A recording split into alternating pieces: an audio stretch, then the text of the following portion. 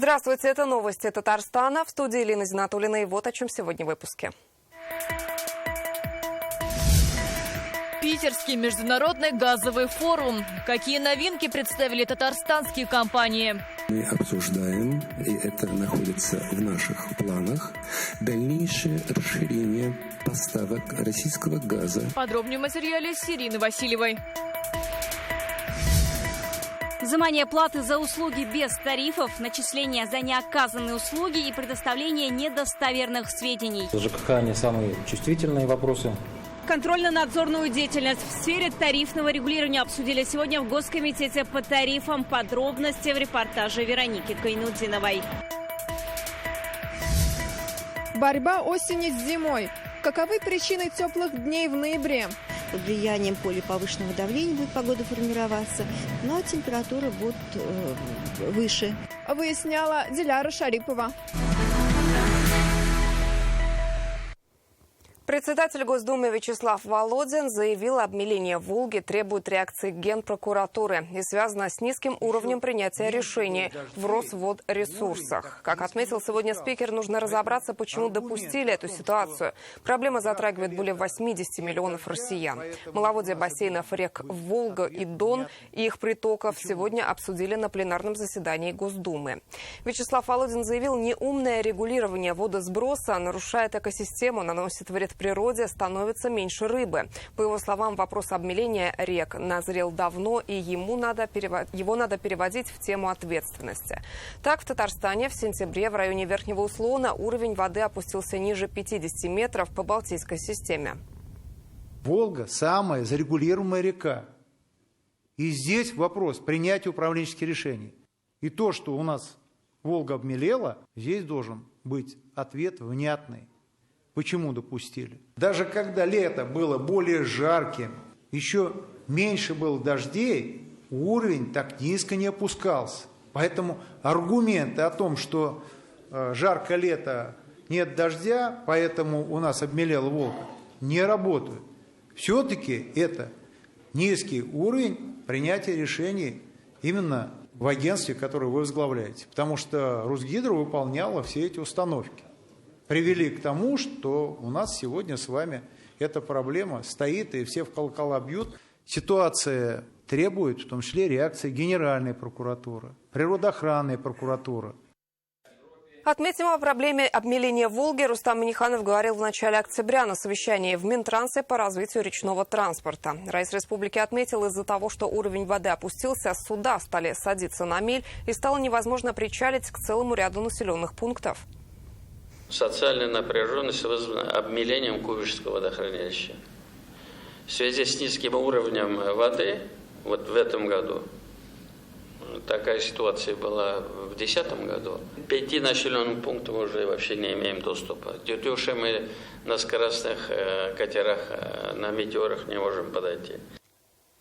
Ноябрь начался с погодного сюрприза на всей территории России. В страну не иначе, как пришла весна. В центральной части сегодня плюс 18, у нас в Татарстане завтра ожидается плюс 12. Это выше нормы на 7-8 градусов. В Москве побит температурный рекорд 90-летней давности. По словам синоптиков, первая декада ноября в республике ожидается в среднем на 4 градуса выше нормы. Немного похолодает в выходные. В начале следующей недели вновь придет тепло. Настоящие сутки, тоже будут очень теплыми. И в ночные часы плюс 2, плюс 7. И завтра днем от 8 до 13 градусов. Теплая погода связана с тем, что мы попали в очень теплый воздух. С Атлантики в наши районы не проникает с севера холодный воздух. Мы изолированы пока в настоящий момент от этого воздуха. Взимание платы за услуги без установленных тарифов, начисление за неоказанные услуги, предоставление недостоверных сведений. Эти и другие нарушения выявили надзорные органы в этом году в сфере ЖКХ. Итоги обсудили сегодня в Госкомитете Татарстана по тарифам. Как здесь выяснилось, в этом году количество нарушений стало меньше в 5 раз. Но не потому, что коммунальщики стали лучше работать. Это результат моратория на проверку, о необходимости отмены которого сегодня заявил Госкомитет. Куда ушли 500 миллиарда рублей татарстанцев, выясняла Вероника Гайнудинова.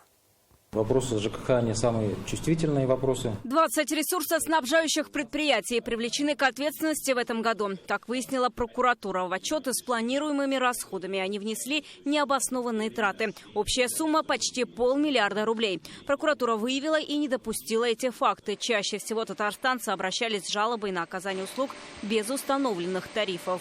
Елабужский район, Воскогорский район, Нижнекамские районы, Лаишевские, Буинские, Пестичинские.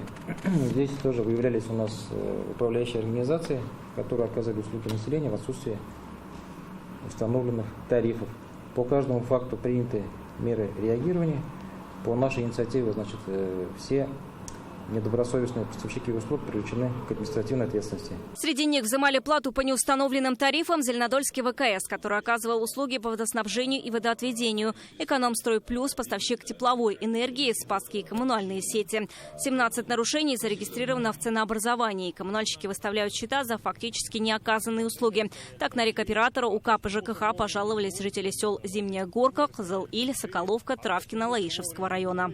Поскольку те населенные пункты, откуда приходят жалобы, не обладают не только контейнерными площадками, но и в ряде случаев дорог, подъездными путями, было установлено, что в данных населенных пунктах плата выставлена за фактически неоказанную услугу. Нарушение выявила и антимонопольная служба. Рекоператор заключил договор вывоза мусора с единственным участником конкурса. Стоимость перевозки отходов по их договору оказалась дороже в 2 раза. Региональный оператор был признан нарушившим закон о защите конкуренции в части создания препятствий доступа на товарный рынок по оказанию услуг транспортирования ТКО.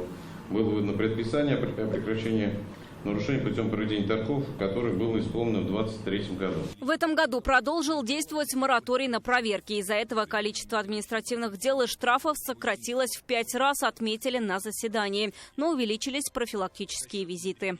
Однако с 2022 года вектор контрольно-надзорной деятельности существенно изменился. Введен мораторий, проведение контрольных мероприятий основано на рискоориентированном подходе. Количество проверок значительно снизилось, а число профилактических мероприятий, наоборот, существенно выросло. Вместе с тем анализ поступающих обращений показывает, что планомерная контрольная деятельность необходима для обеспечения защиты интересов участников тарифного регулирования. Сегодня на заседании Госкомитет по тарифам предложил отменить мораторий для предприятий ЖКХ на региональном уровне. На них больше всего жалоб от населения. Госкомитет уже поддержала федеральная УФАС. Мы выступаем за отмену моратория на проведение проверочных мероприятий в отрасли ЖКХ. Надзорные органы в следующем году будут проверять инвестпрограммы, как их исполняют, какие средства вкладывают в модернизацию коммунальных сетей. Приоритетным направлением будет по-прежнему работа по обращениям жителей. Вероника Гайнудинова, Лейсан Саитова, ТНВ, Казань. Сегодня татарстанская митрополия сделала заявление по трагическому происшествию в Нижнекамске. Здесь запрещенный в священнослужении клирик Чистопольской епархии иерей Михаил Зубарев совершил убийство своей супруги. Ранее он работал в Казанском храме Нижнекамска. С октября находился под запретом в связи с нарушением канонических норм церкви. Как сообщила митрополия, письма с жалобами от прихожан поступали митрополиту. Они сообщали о неподобающем поведении отца Михаила. Сейчас запрещенный священник находится под стражей, ведется следствие. Владыка Кирилл выразил соболезнования родственникам погибшей матушки Виктории. Без мамы остались 2 детей.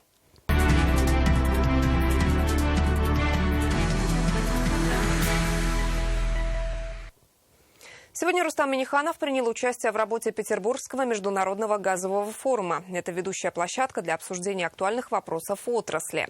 Для участия заявились 17 тысяч человек из 52 стран – Беларуси, Китая, Казахстана, Кыргызстана и других. В деловой программе дискуссии, круглые столы, личные встречи. Решения, принятые лидерами индустрии по итогам, напрямую влияют на формирование глобального газового рынка.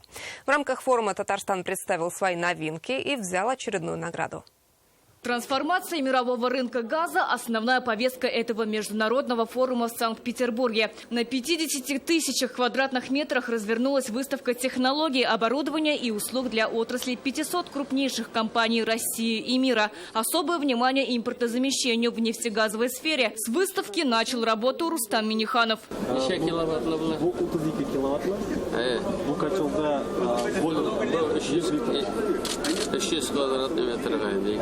следующее, да? Татарстан представил на форуме один из самых масштабных стендов. Сюда свои новинки привезли 22 компании из нашей республики. ФЕД представила отопительные газовые котлы, не уступающие заграничным аналогам. КАМАЗ презентовал новые автобусы на газовом топливе. Синие гиганты вмещают 41 пассажира. Рустам Минниханов вместе с Алексеем Миллером осмотрели кабину водителя и пассажирский салон.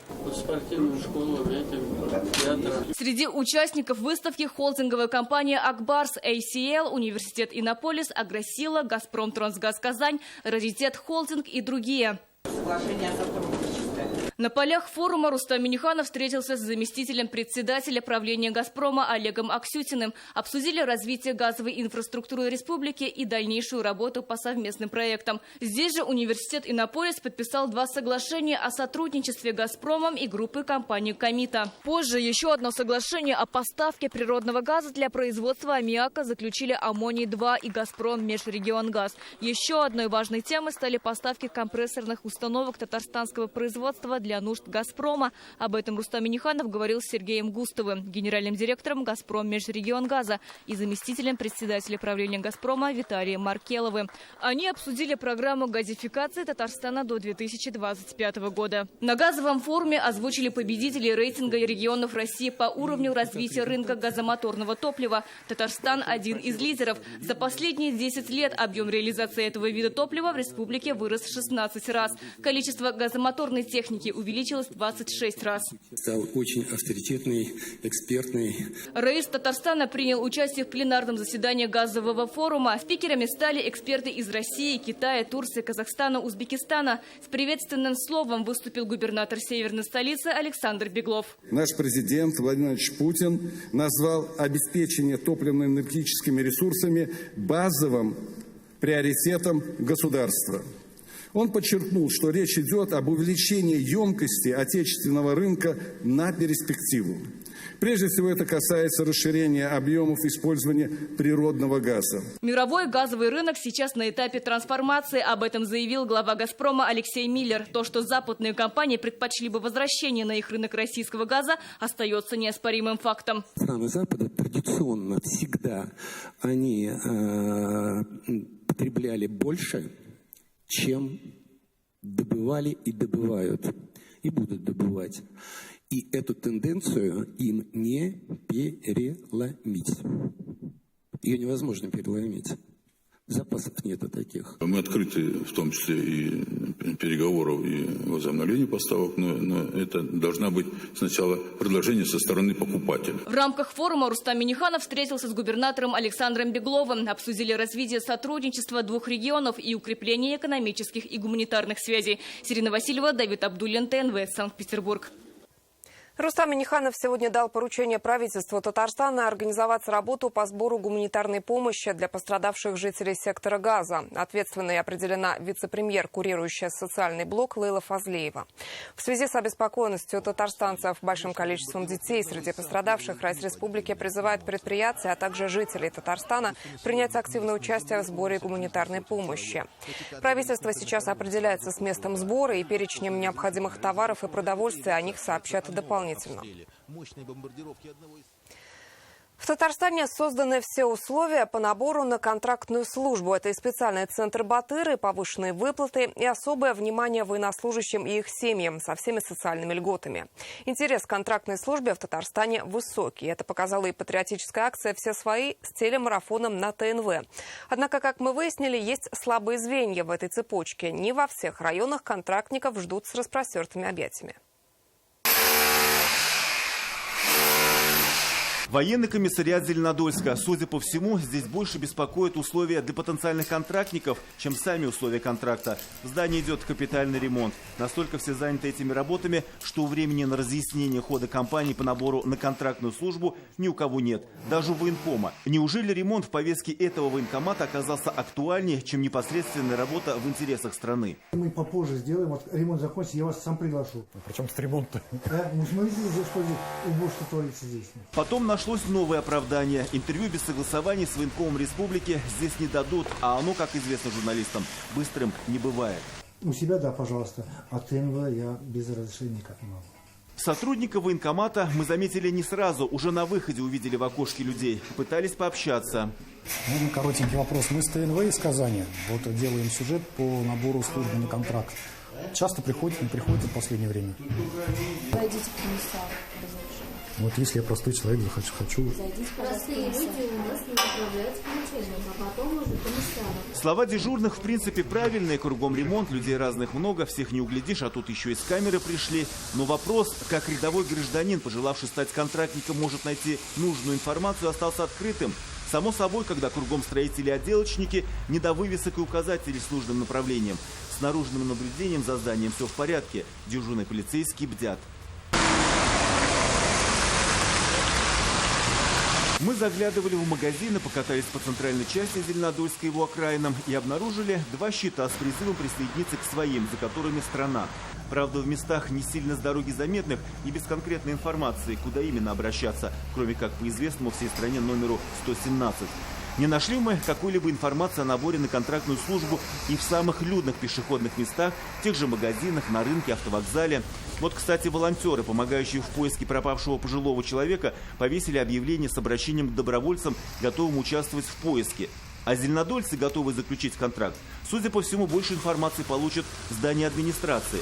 Только здесь мы увидели множество листовок с номерами телефонов и относительно подробной информации об условиях.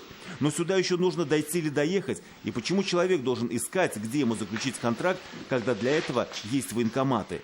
Сегодня на территории района уже порядка более 100 человек уже отправлены, порядка 50, наверное, человек уже как бы в раздумьях и тоже готовится отправиться на фронт.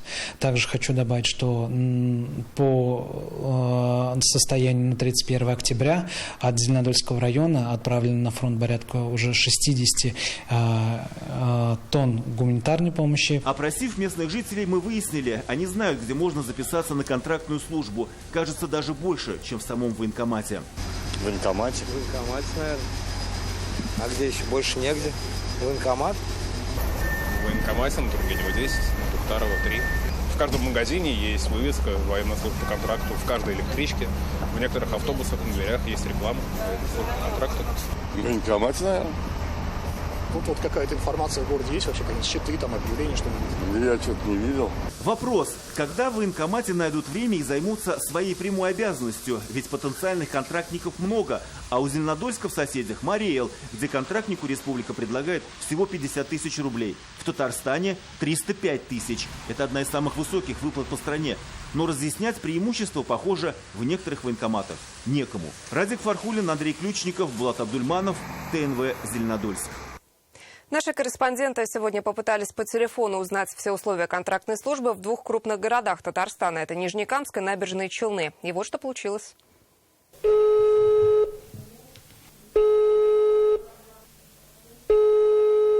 Абонент не отвечает или временно недоступен. Пожалуйста, позвоните позднее. Военный комиссариат Нижнекамска. Телефоны указаны в интернете. Мы настойчиво звонили по разным номерам, как звонил бы любой желающий заключить контракт. Но на том конце провода тишина. На второй день нам все же удалось дозвониться по одному номеру. Добрый день, военкомат? Да-да. Я хотел бы проконсультироваться по поводу контрактной службы. По адресу ведь звоню. Так. Сейчас я вам номер дам. Ну, продиктуйте. Сейчас я вам скажу. 317. 44 04 31. Звоним по этому номеру.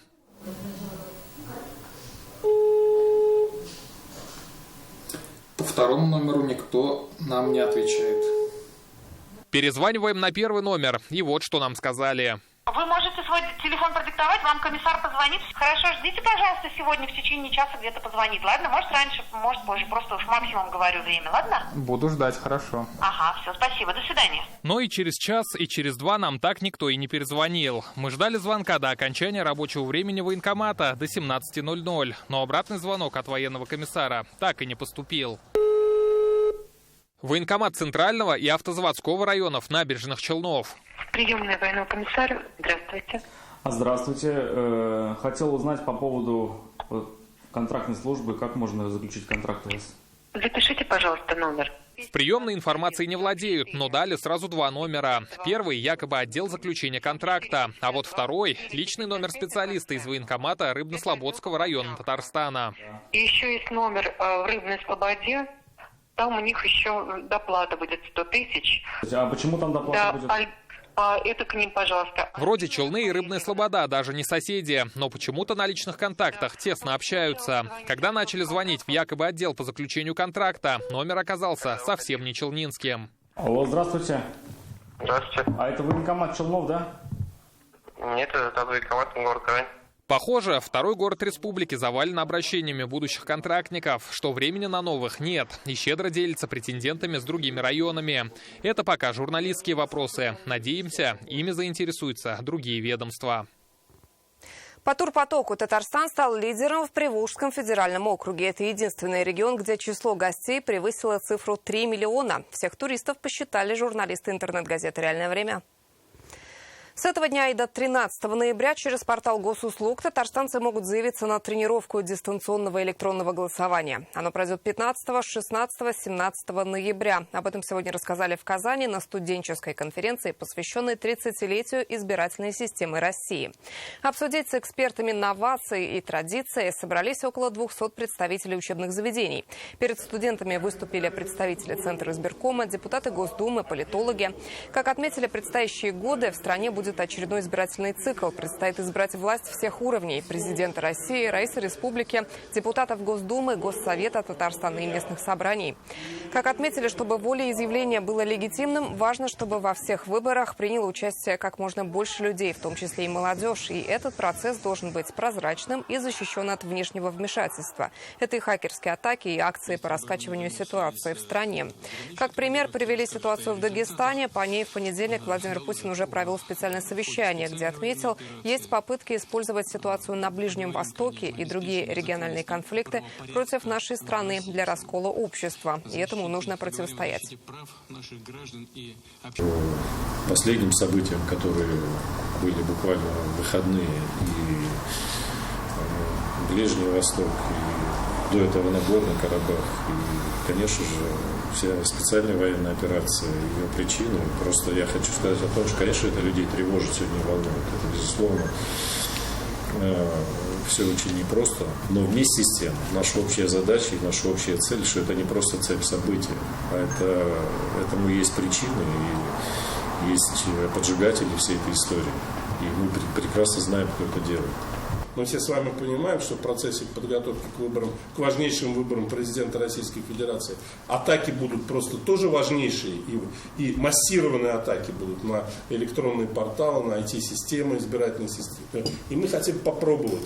То есть мы предполагаем где-то 5-кратную перегрузку этой системы сделать, чтобы посмотреть, как она себя поведет, как будут работать все электронные системы ГАЗ-выборы. Среди которых, среди 10 важнейших платформ ГАЗ-выборов, одна из которых дистанционное электронное голосование. Сегодня правительственная комиссия одобрила 5 заявок на осуществление деятельности на территориях опережающего социально-экономического развития. В Менделеевске запустят производство бетона, щебня и железобетонных изделий. В Чистополе завод по производству растительных масел. Компания по изготовлению мелкой бытовой техники и пластмассовых изделий из Набережных Челнов планирует расшириться и увеличить рабочие места вдвое, до 130. В Менделеевске изменили место строительства комплекса по выпуску тиосульфата аммония. В Зеленодольске увеличат площадь одного из крупнейших маркетплейсов и количество рабочих мест на 453 человека. У нас, как у района, как у моногорода, есть большая проблема по миграции между Зеленодольском и Казанью. И наша задача обеспечить людей рабочими местами. Тиосульфат аммония – это компонент жидких комплексных удобрений, которые имеют ряд преимуществ над традиционными. В настоящий момент в Российской Федерации нет производителей тиосульфата аммония, однако в мире он пользуется определенным спросом. Нижнекамск нефтехим исполнил мечты участников марафона добра «Шар желаний». Он был запущен в рамках международной детско-юношеской премии Росприроднадзора «Экология. Дело каждого». Нефтехимики уже 3-й раз участвуют в акции. За 5 месяцев они поздравили 27 маленьких жителей Татарстана. Мы встречаем Таниса Садикова. Новые самокаты, смартфоны, хоккейные коньки, наборы для рисования и не только. Нижнекамск нефтехим воплотил в жизнь заветное желание 14 мальчишек и девчонок из Мамадышского района. Все они участники марафона добра «Шар желаний». Этот земной шар я сделала за неделю. Чтобы участвовать в проекте, ребята должны были снять видеоролик, в котором рассказывали о своем желании и создать экологичные макеты нашей планеты из вторсырья. 15-летняя Адиля Ганиева основу шара сделала из папье-маше, украсила все мхом и сухоцветами. Также я сделала маленьких людей. Они разных народов, они символизируют мир и единство народов на нашей планете. Я хочу, чтобы все на нашей планете жили счастливо, дружно. Чтобы больше бывать на природе, школьница загадала туристическую палатку. Исполнить мечту Адили взялся Нижнекамск нефтехим. Нижнекамск нефтехим принимает участие в марафоне «Шар желаний» уже не первый раз. Наша цель вообще показать молодежи, как необходимо заботиться об экологии, вовлечься в охрану окружающей среды. Здесь спасибо также всем нашим жителям республики, которые помогают нам участвовать, также заботиться о природе.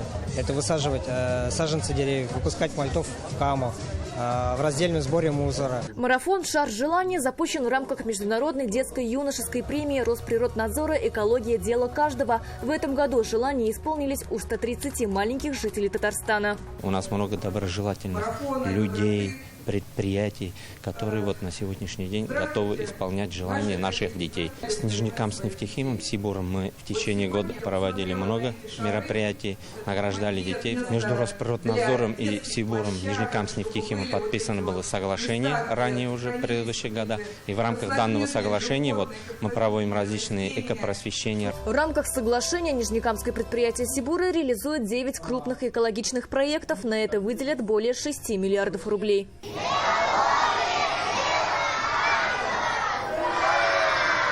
Ирина Васильева, Игорь Романов, ТНВ, Казань.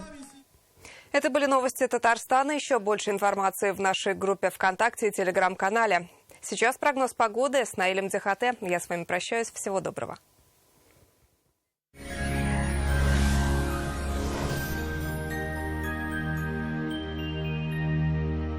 Здравствуйте, Исяннесис. В студии Наиль Дзихате. В Татарстане в предстоящие сутки будет все так же тепло, осадков станет больше. А сейчас подробнее. По данным сервиса Яндекс.Погода, в Кукмаре, Богатых Сабах и Балтаси облачно, дожди. Температура днем около 10, ночью около 8 градусов со знаком плюс. В Буинске, Кайбицах и Камском устье также облачно. Местами осадки в виде дождя. Днем до 11, ночью до 8 градусов тепла. В Чистополе, Нурлате и Мамадыше в дневные и ночные часы температура практически не будет отличаться. Прогнозируется от 9 до 11 градусов тепла. Будет пасмурно и дождливо. В Набережных Челнах, Менделеевске и Актаныше днем 11, ночью 8-9 градусов со знаком плюс. Примерно такая же картина в Альметьевске, Бугульме и Азнакаево. Здесь пасмурно и дожди. Днем около 11, ночью около 8 градусов тепла. В туристических зонах нашей республики также будет тепло и пасмурно, осадки повсеместно. В Свияжске облачно, ожидаются дожди, 10 градусов тепла днем и 7 градусов ночью.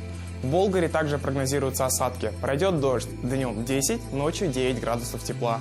В Елабуге и в светлое и в темное время суток температура особенно не будет отличаться, будет около 11 градусов тепла, здесь тоже дождливо. В Казани, как и в других городах республики, тепло сохранится. Температура днем 10 градусов, ночью 8 градусов выше 0.